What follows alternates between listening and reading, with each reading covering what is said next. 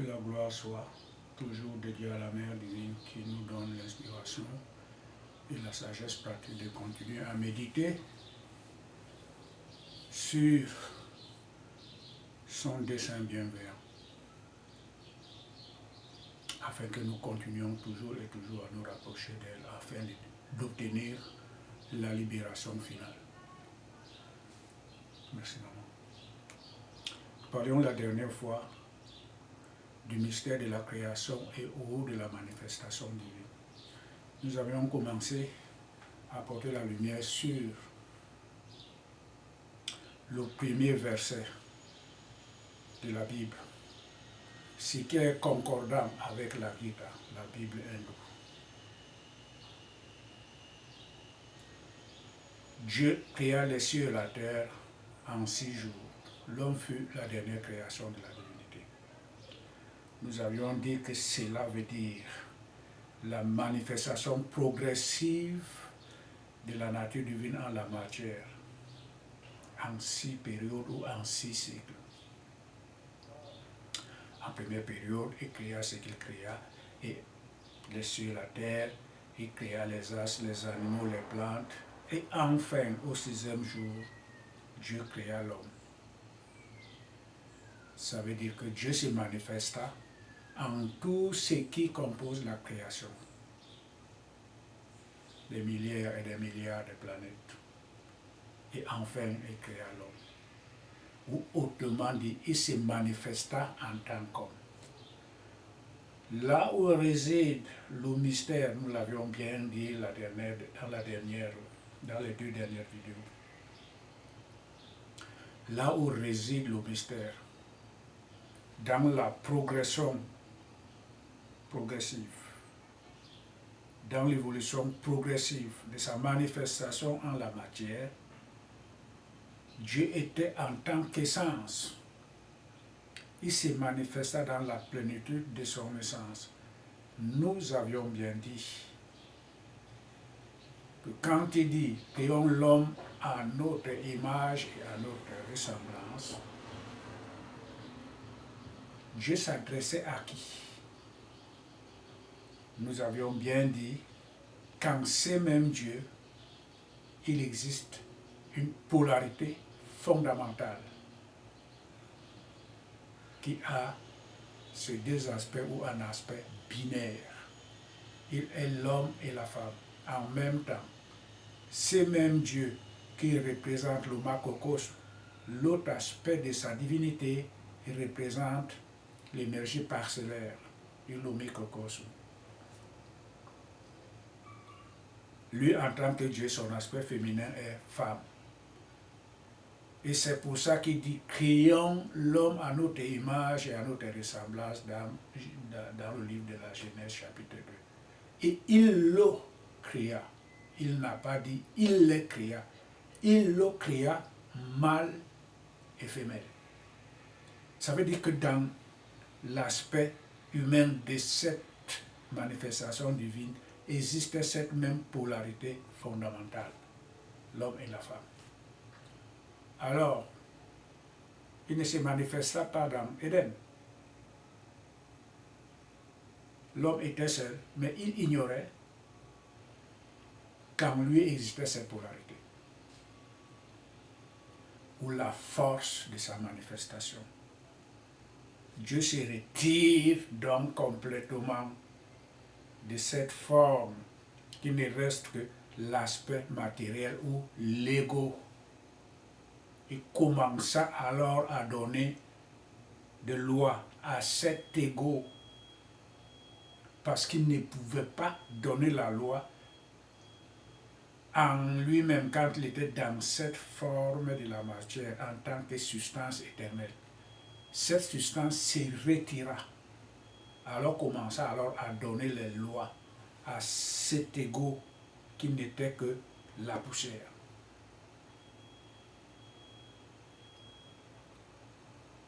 Alors, il dit à l'homme d'aller arroser les jardins, s'occuper de lui, se laver, manger les fruits et rester tranquille seulement tu ne devras pas t'approcher de cet arbre, de la connaissance du bien et du mal et de la vie. Il y avait deux arbres. Donc, quel est alors le mystère? Est-ce que Dieu qui créa l'homme à sa ressemblance en tant que Dieu d'amour devait lui priver les perspectives de vivre éternellement comme lui, sachant qu'il a créé à son image et à sa ressemblance? Dieu ne se limite pas seulement à la forme humaine, qui est mortelle. Il est infini dans son éternité. Donc, si l'homme est alors créé à sa ressemblance, l'homme a les mêmes perspectives, il a les mêmes attributs. C'est pour ça que Dieu, en se retirant, il laissa l'étincelle divine, les germes de sa progression successive dans la matière, afin qu'il puisse atteindre aussi la vie éternelle. C'est pour ça qu'on nous indique par image cet arbre. Il lui dit, ne va pas la manger, parce que le jour où tu la mangeras, tu mourras. À l'instant, il nous parlait, Adam n'a pas dit pourquoi moi je veux le manger. Il n'a pas régimbé, il n'a rien rétorqué. Il a compris ce que la divinité lui a dit.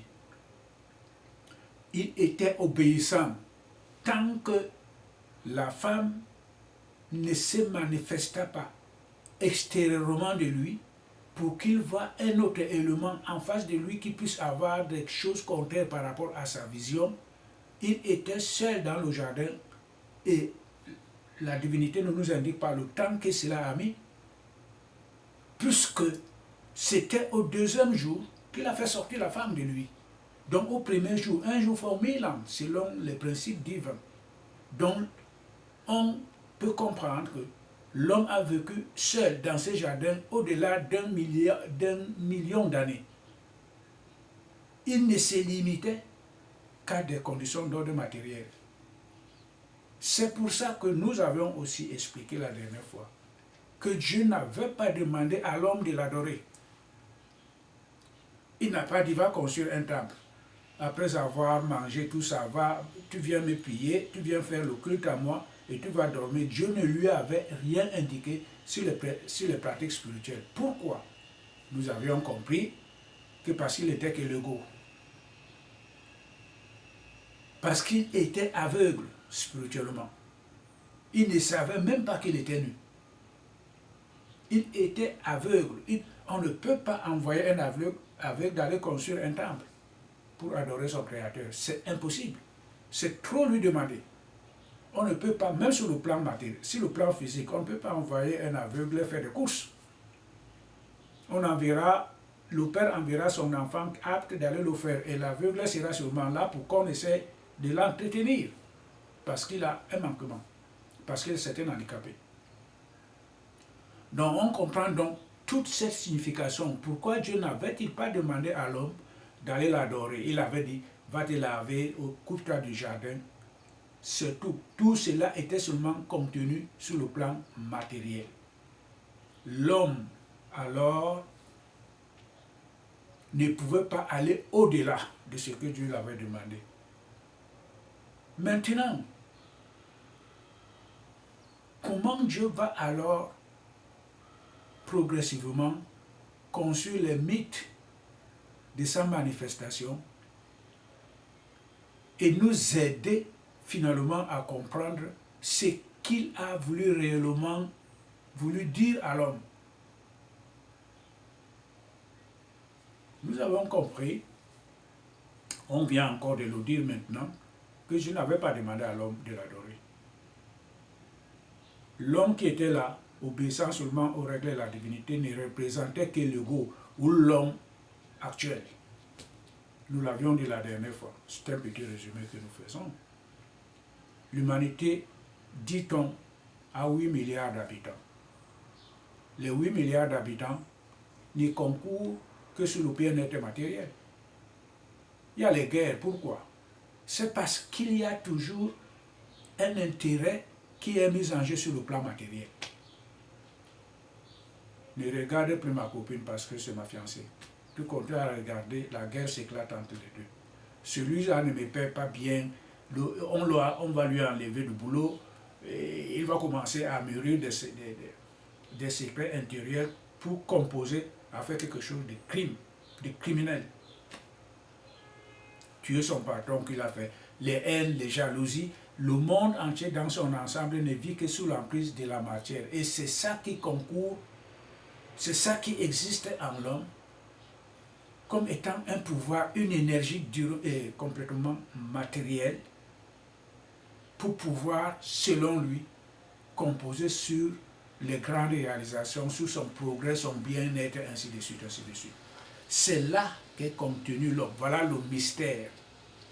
On va dire, mais pourquoi le monde est ainsi, il y a les guerres partout?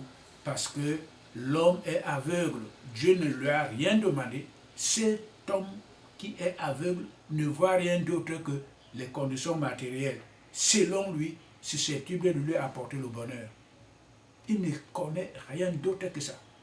Il ne cherche pas à savoir autre chose. Pourquoi? Parce qu'il est contenu dans l'ignorance. Il est aveugle. C'est une ignorance spirituelle. Il est dans l'obscurité spirituelle. Il est aveugle, il ne voit rien du tout.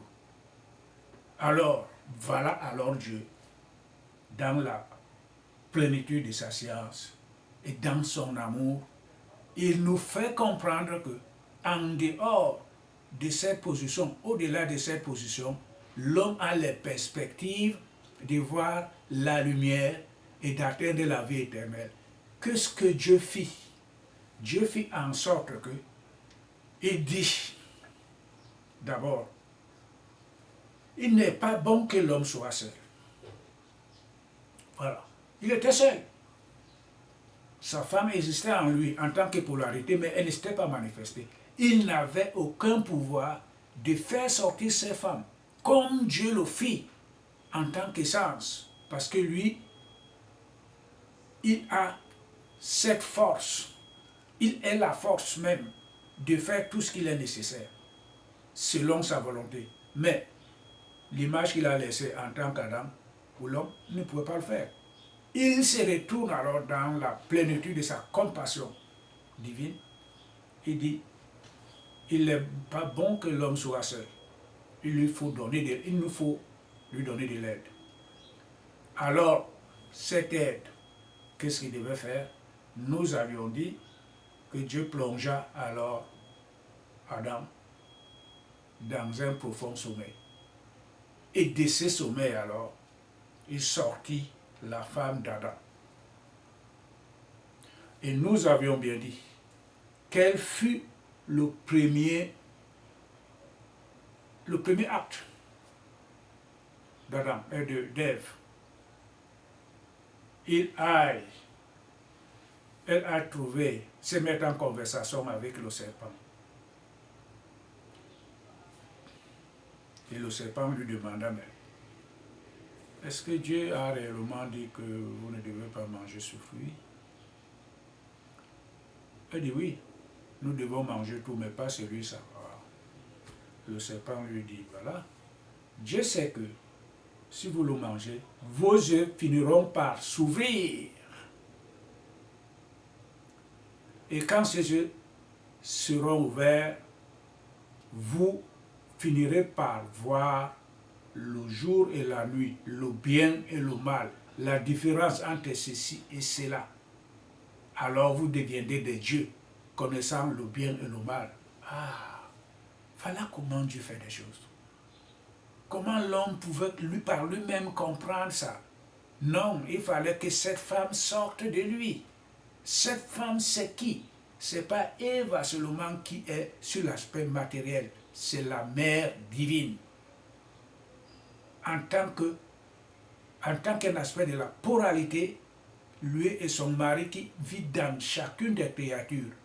Aussi longtemps qu'elle n'est pas sortie du dehors, l'individu restera toujours et toujours contenu dans de l'obscurité spirituelle. Il ne comprendra rien du tout de ce qui concerne le plan divin, ni en lui, ni pour le reste. Il ne comprendra rien. Il faudra donc qu'il soit plongé que dans ce sommeil de l'obscurité, de l'ignorance dans lequel il se trouve, sorte l'aide que Dieu accorde par la manifestation de sa femme à l'intérieur. Et quand cette femme sort alors de l'homme, il lui dit, bon, mais écoute, il faut manger ça. Aussi longtemps que l'homme n'aura pas eu cette grâce divine de voir la femme en lui sortir, ou la mère divine en somme, qui est la polarité, l'aspect féminin de la polarité, l'aspect féminin de la polarité, qui est une déesse, qui est une énergie créative, alors que l'autre aspect masculin, nous l'avions dit, est une énergie immuable, inchangée, immuable, constamment la même chose, non multiple. Non, il n'y a pas de multiplicité là-bas, il n'y a que l'un et l'absolu, immuable, un. C'est ça qu'on appelle macrocosme. Alors, de l'autre côté, son aspect féminin, qui est énergie multiple, qui amène tout à la création. C'est elle qui est la femme de tout le monde. Parce que c'est elle qui crée tout. Et elle devient tout ce qu'elle crée. C'est elle la femme d'Ève. Il fallait qu'elle sorte. C'est elle la femme d'Adam. Il fallait qu'elle sorte d'Adam. Et d'une an après que mange ce fruit, la conversation avec le serpent, ce n'est que la multiplicité, un autre aspect d'elle-même. Elle devient multiple, elle devient inchangée et infinie. Elle se manifeste en tant que serpent. Qui puisse avoir la conversation avec elle alors que c'est la même chose. Le serpent, ce n'est que l'aspect de la mère divine qu'on appelle la Kundalini, qui loge en tout un chacun de nous dans les roues mystiques qu'on appelle les chakras. Et il y en a 6. De 1 à 6 en haut. Le premier, c'est le Mulandhara, nous l'avions bien expliqué la dernière fois dans les vidéos précédentes. Nous avions bien dit que les 3 énergies ABC, quand elles combinent entre elles, ça donne 4 autres formes d'énergie. Et quand ces 4 formes d'énergie qui représentent l'énergie de la matière, plus les 3 supérieures, ça forme 7. Et ce n'est qu'ainsi que l'énergie descend dans la matière, amenant la septuple division de l'énergie cosmique. Et qu'elle se réside en l'homme en tant que chakra, donc de 6 à 7. Le 7e, c'est l'esprit, mais les 6, c'est les énergies qui sont contenues dans l'homme, depuis le premier front jusqu'à la Mulandhara chakra. C'est la mère divine qui y réside en tant qu'énergie.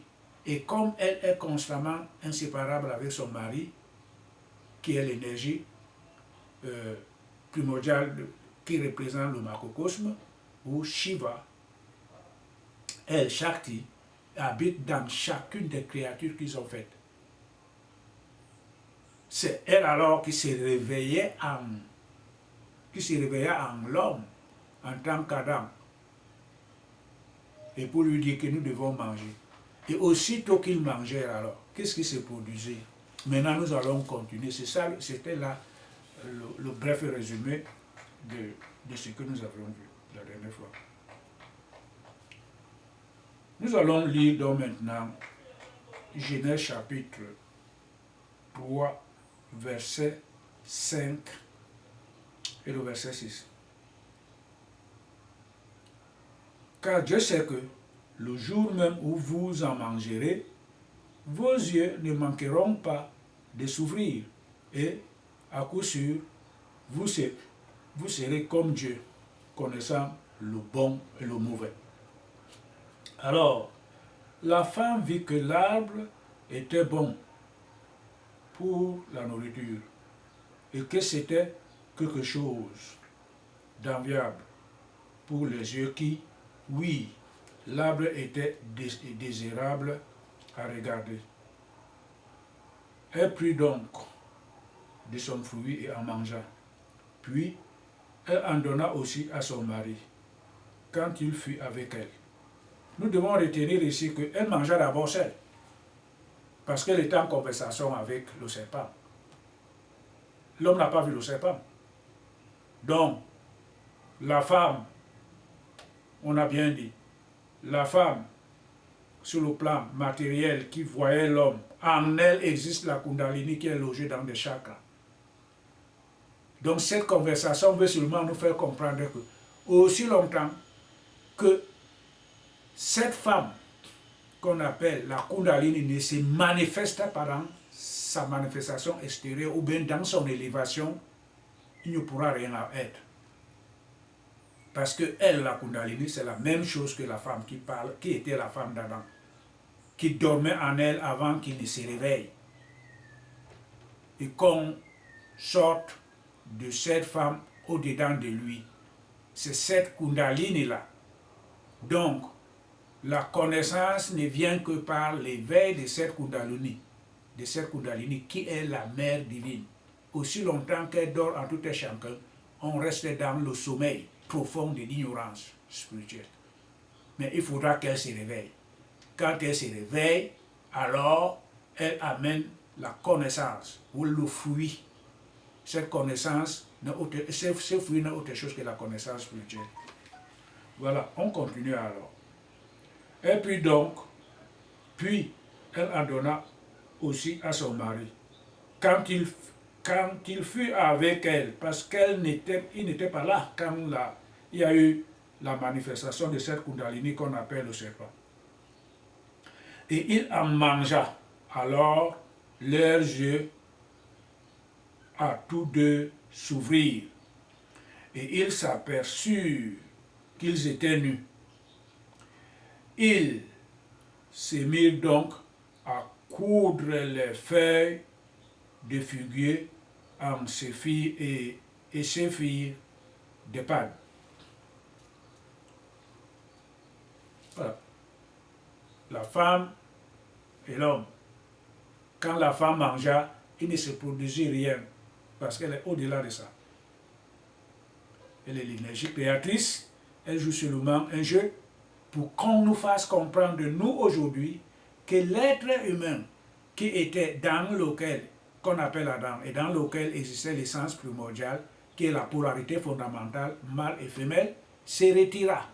Maintenant, la coquille vide qui reste là en tant qu'Adam, il lui faudra de l'aide. Et cette aide n'est autre chose que la femme divine, mystique, qui habite en lui. Sous la forme de la Kundalini, ou serpent, qui est logé dans le chakra et dort dans le premier chakra à partir du bas, que les hindous appellent le Muladhara chakra. Aussi longtemps qu'on n'aura pas sorti cette force de la Kundalini ou mère divine, l'individu qu'on appelle Adam restera toujours dans un profond sommeil de l'ignorance, dans lequel le monde entier se trouve aujourd'hui. C'est ça que voudrait nous faire comprendre Dieu. C'est pour ça que nous appelons le mystère de la création. Parce que aussi longtemps que l'individu n'aura pas compris ça, il pourra aller même au 7e ciel, n'importe où dans ce monde, construire des temples et faire ce qu'il voudra, il perdra son temps. Il faudra d'abord qu'on comprenne ce mystère de la création. Quand on l'aura compris, on se situera dedans. Et on commencera alors à se poser des questions. Quand est-ce que je veux aussi avoir cette aide? Et c'est pour ça que Dieu n'avait pas demandé à Adam de construire le temple. Il savait qu'avec la progression et de l'évolution cyclique de l'humanité, l'individu finira par comprendre qu'est-ce que est Dieu, d'où je viens, qu'est-ce que je dois faire. Et cette compréhension commença alors à naître au fond de certains de la population. Et les gens certains commençaient à se poser des questions. Nous devons adorer Dieu. Nous ne sommes pas ici par hasard. Ainsi, c'est pour ça que nous trouvons aujourd'hui les religions dans ce monde. Tout simplement parce que l'homme est en quête de la connaissance, de sa connexion avec la divinité. Mais qu'est-ce qu'il faut faire? Il faut, pour se mettre réellement en relation avec le divin, il faut sortir de ce profond sommeil. Le profond sommeil dans lequel nous sommes plongés. Ce n'est que le plan divin. Il n'y a pas de mystique à cela. Il n'y a pas du hasard à cela. Nous sommes plongés dans ce profond sommeil ou bien dans une profonde ignorance du plan divin en tout un chacun et pour tout le monde. C'est pour ça que Dieu n'avait pas demandé à Adam de l'adorer. Parce qu'il savait que dans la progression, dans la révolution cyclique, les individus commenceront à se poser des questions et alors construiront des temples pour essayer de le chercher. Bon, mais lui, il sait que avec tout cela, c'est bon. Ils commenceront à s'approcher vers la connaissance, vers la meilleure compréhension. Et pour obtenir cette connaissance, nous allons lire encore dans le livre, nous allons lire bientôt, dans le livre des hindous qu'on appelle la Gita. Ouais, parce que Krishna nous fait comprendre, c'est toujours Jésus là-bas. Jésus, 5 ans plus tard, après la Gita, 5 ans plus tard, il s'est manifesté pour créer le christianisme avec une nouvelle version, avec des nouvelles énergies susceptibles d'amener le dévot à la perfection. Il dit que la connaissance biblique que vous avez, ainsi de suite, c'est bon. Mais quand ton mental sera libéré de cela, et que tu te seras résolument consacré à la pratique du yoga ou de l'action juste, ton ego, qui est Adam actuel, ira par heurter la conscience cosmique universelle et ils deviendront un. C'est la réalisation. Le but, c'est la réalisation de soi et du divin. Ce qui n'est pas accessible par rapport au Védas, à la Bible et leurs explications de tous les 5 livres que nous pouvons connaître. C'est bon tout ça, mais ce n'est pas évident de te permettre de parvenir à la réalisation.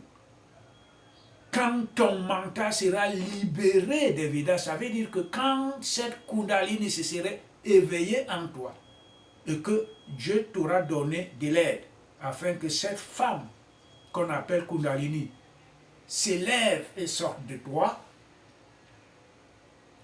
et quand cela sera fait, c'est à partir de ce moment-là que tu pourras accomplir tu commenceras à accomplir les actions qui pourront t'amener à la perfection. Mais aussi longtemps que cette femme dort en soi, ça ne pourra rien se faire.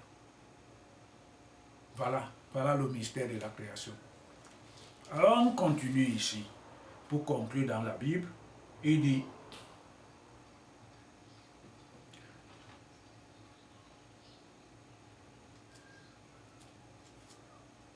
c'est en ce moment-là que le verset 8 dit, le verset 8 du chapitre 3. Plus tard, ils entendirent la voix de Jéhovah Dieu se promenant dans le jardin vers le moment du jour où souffle de la braise. Et l'homme et sa femme se cachèrent de devant la face de Jéhovah Dieu parmi les arbres du jardin. Ils se cachèrent parce qu'ils entendaient la voix du divin qui s'amenait vers eux. Donc maintenant, alors, rentrera alors la grande conversation. Pourquoi vous avez fait ceci? Pourquoi vous avez fait cela? L'homme, tout un chacun de commencer à expliquer. C'est ça le mystère de la création, selon la Bible. Si on peut bien comprendre ça, on pourra réellement commencer à se poser des questions. Où suis-je moi qui suis Adam maintenant? Il n'y a que deux. Nous l'avions dit la dernière fois. Essayons de voir ce que dit la Bible hindoue. Dans la Bhagavad Gita, la consécration par la voie de la connaissance spirituelle. Qu'est-ce qu'il dit le Seigneur ici?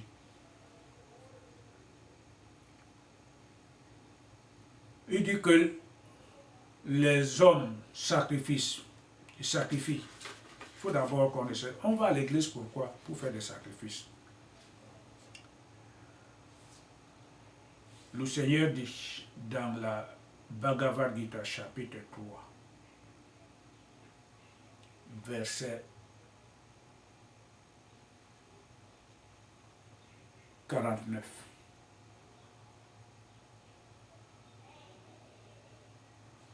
Il dit certains sacrifices, le souffle ascendant dans le souffle descendant et le souffle descendant dans l'ascendant, en obstruant le canot de l'inspiration et de l'expiration. Cet exercice s'appelle en hindou le pranayama. Le pranayama, certains ont atteint la réalisation, certains sacrifient le pranayama pour s'approcher de la divinité. Ça fait, cet exercice est, on ne sait comment le qualifier. On ne peut pas le qualifier, mais c'est un exercice très probant pour le progrès d'ordre spirituel, pour le dévot qui essaie de s'approcher vers la divinité, obtenir la libération. Parce que cet exercice essaie de canaliser la respiration. Quand on bloque la respiration pendant un certain temps, et puis on respire, après on expire encore pour le bloquer, ça permet à l'homme, au corps et au canot et ses cellules de se mobiliser et de se fixer sur une seule direction, une seule tendance, un seul objectif qu'on se fixe. Et en plus, cet exercice permet à l'homme d'éliminer certaines maladies parce que le corps, pendant par exemple 3 minutes, pendant 1 minute, 2 minutes, pendant 1 minute par exemple, 45 secondes, vous bloquez la respiration et tout ce qui est là-dedans, comme l'air en soi, ne fonctionne plus. Le corps est complètement vide. Il y a certaines choses qui commencent à disparaître du corps. Ce qui fait que, bon, vers la fin, vous commencerez à vous sentir léger. Quand vous fermez les yeux, vous voyez toutes les lumières là de ce que vous ne pouvez même pas imaginer. Vous êtes concentré, il n'y a plus le mental qui va de gauche à droite, tout commence à se canaliser sur un seul but. C'est ça ce qu'on appelle le pranayama. Le résultat est merveilleux du pranayama. Ça élimine, on sent mal, par exemple au dos, on sent très mal au dos. Et puis quand on fait le pranayama pendant au moins 10-15 minutes, à la fin de cet exercice, le mal disparaît. Pourquoi? Parce que l'énergie, l'air que nous respirons n'entretient plus cet organe là où ça souffre. Il y a des moments où, aussi longtemps que ces cellules ne sont pas nourries par les éléments de la nature que nous avons, alors le mal disparaît par lui-même. Donc, et à partir de ça, l'individu qui pratique cet exercice de long en long, finit par canaliser son mental commence à devenir très calme. Voilà le but.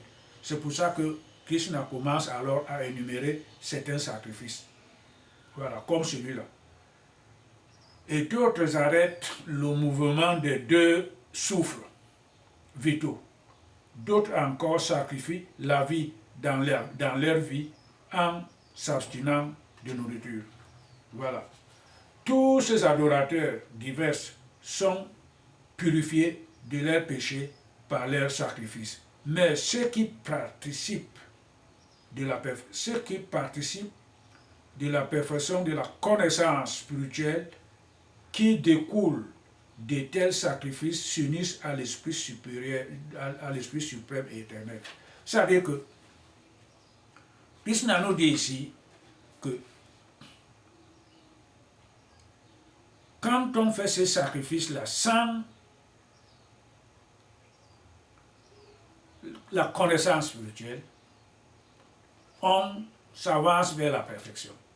Mais ceux qui ont la perfection spirituelle et ceux qui ont la connaissance spirituelle, ceux qui pratiquent ces exercices sans connaissance spirituelle, parviendront à la perfection. Mais ceux qui ont déjà la connaissance spirituelle, quand ils pratiquent ces sacrifices, atteignent à la libération finalement, immédiatement. Voilà la différence. Pourquoi? Il continue. Mais pour celui qui n'offre encore aucun sacrifice. Il n'y a en ce monde ni place, ni destin. Quelle sera alors sa part dans l'autre? Tous ces divers sacrifices sont déployés en la présence de Brahma. Sache qu'ils découlent tous de l'action. Par cet accomplissement, par cette compréhension, tu obtiendras la libération. Ô persécuteur de tes ennemis, le sacrifice par la connaissance spirituelle est supérieur au sacrifice offert avec des choses matérielles et sans exception. Il faut bien noter pourquoi nous avions dit pourquoi celui qui offre des sacrifices ayant déjà la connaissance spirituelle tend vers la libération, alors que les autres tendent vers la perfection seulement, mais non à la libération. Il a l'expliqué ici. Le sacrifice par la connaissance spirituelle est supérieur au sacrifice offert avec des choses matérielles sans exception. Chaque action est incluse dans la connaissance spirituelle. Voilà. Chaque action est incluse dans la connaissance spirituelle. C'est-à-dire que quand je veux faire des sacrifices à la Mère divine, j'apporte les oranges, le riz, de l'eau,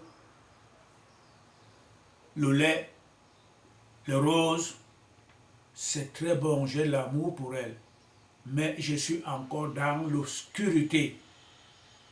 Ou autrement dit, c'est l'ego qui fonctionne avec une petite lueur de la lumière. Donc ce sacrifice-là, c'est bien, mais ça ne peut pas m'apporter à la libération. Pourquoi? Parce qu'elles ne sont pas incluses dans la connaissance. Alors, autrement dit, alors que toute action est incluse dans la connaissance. Mais comme je n'ai pas encore cette connaissance spirituelle, toutes les actions que je fais, c'est bon, mais cela ne m'amène nulle part. Pourquoi? Parce que je suis encore plongé dans l'ignorance. Et c'est l'ego qui agit. C'est-à-dire que l'état dans lequel Adam est, il est ignorant. Il est complètement plongé dans l'obscurité de la connaissance divine. Tant qu'on ne l'a pas, on fait ce qu'on peut faire. On ne pourra jamais avoir la libération. C'est ça que Krishna confirme par rapport à ce que Dieu a dit. C'est la même chose. C'est la même explication. Dieu a dit, si le jour où tu manges, tu meurs. Si tu ne manges pas, tu ne mourras pas. Ça veut dire que l'ego ne partira jamais. On l'a dit, la mort là, ça veut dire que c'est l'ego qui doit disparaître. À partir du moment où l'ego meurt, la connaissance spirituelle jaillit et ça commence à former alors un être spirituel pur qui amène vers la libération finale. Mais aussi longtemps que l'ego est là, fonctionne, l'être humain ne pourra jamais jaillir. Pourquoi? Parce qu'il n'y a pas la connaissance. Nous avions dit, le fruit ou la connaissance est la mère divine. Aussi longtemps qu'elle dort en tout un chacun, on ne peut jamais avoir la libération. On ne peut jamais avoir la connaissance, parce que c'est elle qui est cela. Elle dort. Mais au moment qu'elle se réveille, c'est-à-dire qu'on a eu l'aide, on l'a réveillée, on a vu comment on a fait la Bible nous fait comprendre comment l'homme fut plongé dans un profond sommeil et on sortit la femme de lui. Ça veut dire que nous sommes dans un profond sommeil actuellement, nous en tant qu'Adam moderne. Il faut que la mère sorte de nous. Cette femme doit sortir de nous. On a vu la dernière fois que certains de vous la voient dans la plénitude de sa beauté. Tu la vois, tu la touches, elle te parle. À partir de ce moment-là, tu as cette connaissance et tu ne pourras plus jamais te perdre dans aucun univers. Tu réaliseras à coup sûr. Parce qu'elle va t'amener à la perfection divine jusqu'à ce que tu réalises. Ton soi qui est elle et le divin qui est elle. Donc à partir de ce moment-là, tu es connecté avec elle et indéfiniment. Tu deviens le maillon de l'énergie cosmique universelle. L'un des maillons de l'énergie cosmique universelle. L'un des membres des 144 000 que parlait Jésus dans la livre de la Révélation. Les 144 000 ne sont que le symbole de l'ordre cosmique universel, qui est infini. Tu deviens l'un des maillons, et après tu deviendras Dieu, et après tu auras ta part des œuvres spirituelles à accomplir pour le progrès de l'humanité dans les prochains cycles qui viendront. C'est fabuleux. C'est vraiment fabuleux. C'est pour ça que dans la Bible, on nous fait comprendre de l'obscurité de l'ignorance qui est dans la nuit de l'obscurité dans laquelle Adam se trouve. Et c'est là aujourd'hui, nous avions dit qu'Adam là, les gens vont dire que ce n'est pas moi, c'est faux, c'est tout un chacun. Aussi longtemps qu'on n'a pas eu l'éveil de la conscience, on est cet Adam. On pourra bien beau aller à l'église, c'est bon. Krishna nous fait comprendre ici que tout est inclus dans la connaissance. Sans la connaissance, c'est bon, mais tout ce que nous faisons, ça se limite là. Parce qu'on est toujours l'ego, on est endormi. On est aveugle. L'aveugle ne peut rien faire. Il faut tenir la main pour aller quelque part. C'est pour ça que Dieu n'avait pas demandé à Adam de l'adorer. Dieu ne nous demande pas de l'adorer. Il nous demande, ne nous demande, on fait ses efforts personnels pour l'adorer. Et ça, c'est très bien. Il ne peut rien demander à celui qui est aveugle. Non. À celui qui a alors eu l'accomplissement de son dessein bienveillant pour pouvoir l'éveiller et d'être un coproducteur avec lui. Lui, il lui demande maintenant. Parce qu'il a eu l'éveil, il a eu cette aide, il a mangé le fruit, il a la connaissance. Maintenant, on lui demande alors, Dieu lui demande, il est coproducteur avec cette divinité pour accomplir les œuvres qui l'amènent à la perfection et enfin travailler pour le progrès de l'humanité. C'est complètement différent. Alors, Krishna continue, il dit alors que toute action est incluse dans la connaissance spirituelle. Il dit alors à Arjuna, cherchez cette sagesse en servant par une puissante recherche. Au moyen des questions et de l'humilité, les sages qui voient la vérité te la transmettront, te la communiqueront. Et la connaissance jamais, ô fils de Bharat, tu ne retomberas dans l'erreur. Par cette connaissance, tu verras toutes choses et toute créature en toi-même d'abord et en moi ensuite. Même si tu étais le plus grand des pécheurs, tu parviendras à traverser l'océan des péchés sur la barque de la connaissance spirituelle. C'est fabuleux. C'est fabuleux. Voilà ce que nous indique alors la divinité. Quand on a cette aide, la femme, on la voit, la première des choses qu'Adam, qu'Ève avait donné à Adam, c'était le fruit. Cette femme qu'on a vue, c'est la connaissance. À partir du moment où on l'a vue, elle t'a parlé, tu l'as parlé, vous avez accompli un mariage mystique. Une autre femme à côté de toi ne pourra plus jamais avoir la place. Même sur le plan physique. Et c'est elle qui est tout pour toi. La connaissance, tout. La perfection, le processus de ton développement spirituel dépend donc maintenant des péchés parce que tu es lié à elle. Nous avions dit que les deux polarités, mâle et féminin, ne forment qu'une seule personne. C'est ta polarité, c'est un aspect de ta propre polarité fondamentale. Vous n'êtes pas différent. Vous n'êtes plus différent de la femme que vous avez vue. Oui, vous n'êtes plus différent. C'est fini. Vous avez réalisé un mariage mystique qui vous amène maintenant à la perfection et à la réalisation de soi et du divin, qui n'est autre qu'elle. C'est elle qui est toute chose là maintenant. Donc c'est pour ça que nous allons terminer là aujourd'hui. Nous allons encore continuer à expliquer d'autres versets pour notre meilleure compréhension sur ces mystères de la création contenus dans la Bible.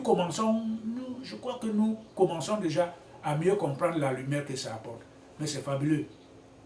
C'est vraiment fabuleux. On doit seulement se poser la question, est-ce que j'ai déjà eu l'éveil de la conscience, ou autrement dit, est-ce que j'ai déjà eu cette aide divine pour que Est-ce que la divinité m'a déjà apporté cette aide pour que la femme en moi, que je n'ai pas encore vue, que je puisse la voir? Sinon, nous devons continuer à prier Dieu, à faire ce que nous faisons.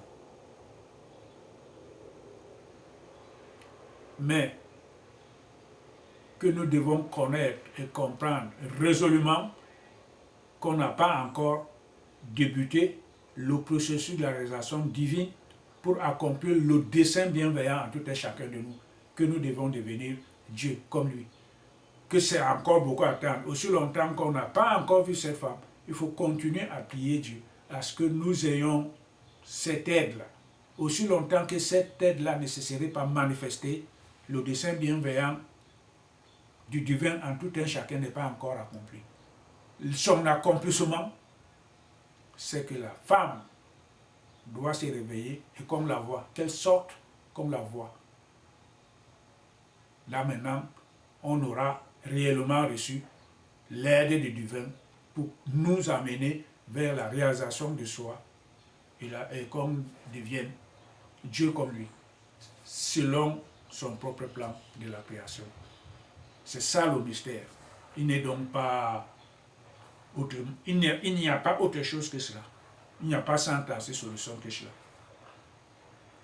Nous la remercions infiniment pour nous accorder toujours la meilleure compréhension d'elle et nous aider à partir de ces meilleures explications qu'apporte la lumière de la compréhension et de l'action vers le futur, afin que nous nous manifestions, nous ne pourrons plus nous manifester dans ce qui est négatif, mais plutôt nous soumettre dans une profonde attitude de dévotion et d'humilité pour qu'il continue à nous expliquer pour notre propre progrès et pour notre réalisation de soi et du divin.